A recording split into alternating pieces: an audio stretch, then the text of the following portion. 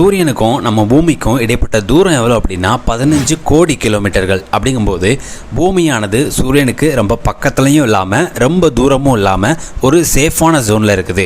So நம்ம daily பார்க்குற சூரியன் இருக்கு இல்லையா, இந்த சூரியனை நம்ம 15 கோடி கிலோமீட்டர்கள் தொலைவில் இருந்து தான் பார்க்குறோம் அப்படின்றத மறந்துடக்கூடாது. நம்ம சூரியனை பார்க்குறதுக்கு மிக முக்கிய ரீசன் என்ன அப்படின்னா, சூரியனிலிருந்து வர்ற ஹீட்டு மட்டும் கிடையாது, சூரியனிலிருந்து வர்ற சூரிய ஒளி அப்படின்னு சொல்லப்படக்கூடிய லைட். ஏன்னா சூரியனானது ஹீட் எனர்ஜியை மட்டும் ப்ரொடியூஸ் பண்ணுறதோட நிறுத்திக்காமல் அது வெளிச்சம், அதாவது சூரிய ஒளி அப்படின்னு சொல்லப்படக்கூடிய சன்லைட்டையும் சேர்த்தே ப்ரொடியூஸ் பண்ணுறதுனால நம்ம பூமிக்கு சூரியனிலிருந்து ஹீட் எனர்ஜி, அதாவது எனர்ஜி மட்டும் கிடைக்காம சூரிய வெளிச்சமும் சேர்ந்து கிடைக்குது. அப்படின்றது தான் ஒரு அதிசயமான ஒரு விஷயம் அப்படின்னு வச்சுக்கோங்களேன். ஸோ இந்த சூரிய ஒளியானது சூரியன்லேருந்து எவ்வளவு வேகத்தில் பூமியை வந்து சேருது அப்படின்றத நீங்கள் தெரிஞ்சுக்கணும். அப்படின்னா முதல்ல இந்த ஒளியோடைய வேகம் என்ன அப்படின்றத நீங்கள் முதல்ல தெரிஞ்சுக்கணும். நம்மளுடைய விண்வெளியில் சூரியனிலிருந்து வர்ற இந்த சூரிய ஒளியானது விண்வெளியை கடந்து எப்படி நம்ம பூமிக்கு ட்ராவல் பண்ணுது அப்படின்ற ஒரு இன்ட்ரெஸ்டிங்கான விஷயத்தை தான் இந்த வீடியோவில் பார்க்க போகிறோம்.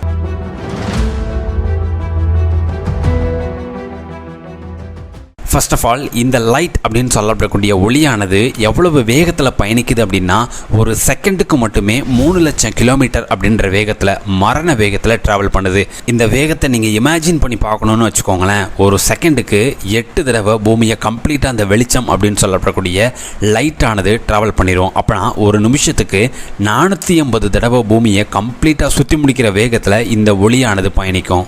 சூரியனிலிருந்து சூரிய ஒளி அப்படின்னு சொல்லப்படக்கூடிய சன்லைட் எப்படி ப்ரொடியூஸ் ஆகுது அப்படின்றத ஒரு சின்ன டெஃபினிஷனாக பார்த்துட்டு நம்ம டைரெக்டாக விஷயத்துக்குள்ளே போயிடலாம். இந்த சூரியனுடைய மேற்பரப்பில் ஃபோட்டான் அப்படின்னு சொல்லப்படக்கூடிய ஒரு விஷயம் வெளிப்படுறதுனால தான், இந்த ஃபோட்டான் வெளிப்படுறதுனால தான் சிம்பிளாக இந்த சூரிய ஒளி அப்படின்னு சொல்லப்படக்கூடிய சன்லைட் ஆனது ப்ரொடியூஸ் ஆகுது அப்படின்றத நம்ம புரிஞ்சுக்கலாம்.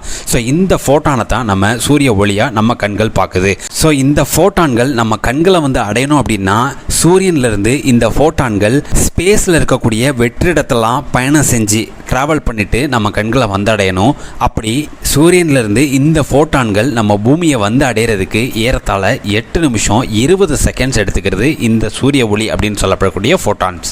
இந்த இடத்துல உங்களுக்கு ஒரு கேள்வி வரும், என்ன அப்படின்னா, சூரியனிலிருந்து சூரிய ஒளி நம்ம பூமியை வந்தடைகிறதுக்கு 8 நிமிஷம் 20 செகண்ட்ஸ் எடுத்துக்கிறது அப்படின்னா, அப்போ நம்ம பூமியிலிருந்து இந்த சூரியனை 8 நிமிஷம் 20 செகண்ட்ஸ்க்கு முன்னாடி இருந்த சூரியனை தான் நம்ம பார்க்குறோமா அப்படின்னு நீங்கள் கேட்டிங்க அப்படின்னா, எஸ், அஃப்கோர்ஸ் நம்ம 8 நிமிஷம் 20 செகண்ட்ஸ்க்கு முன்னாடி இருக்கிற சூரியனை தான் நம்ம பார்த்துருக்கோம்.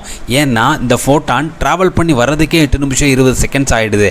அப்படிங்கும்போது 8 நிமிஷம் 20 செகண்ட்ஸ்க்கு முன்னாடி வரைக்கும் இந்த ஃபோட்டான் ட்ராவலிங்கில் தான் இருந்திருக்குது, நம்ம கண்களை வந்து அடையலை. அப்படிங்கும்போது 8 நிமிஷம் 20 செகண்ட்ஸ்க்கு முன்னாடி இருக்கிற சூரியனை தான் எஸ், அஃப்கோர்ஸ் நம்ம பார்க்குறோம். இந்த சூரிய ஒளியானது நாம் 3வது கிரகமாக இருக்கிறதுனால தான் வெறும் 8 நிமிஷம் 20 செகண்ட்ஸில் வந்து சேருது. ஆனால் நம்ம சூரியனுக்கு ரொம்ப பக்கத்தில், அதாவது சூரியனுக்கு நெருக்கமாக இருக்கக்கூடிய புதன் கிரகம் அப்படின்னு சொல்லப்படக்கூடிய மெர்க்குரி கிரகத்துக்கு வெறும் 3 நிமிஷம் 20 செகண்ட்ஸ்லேயே போய் சேர்ந்துருது.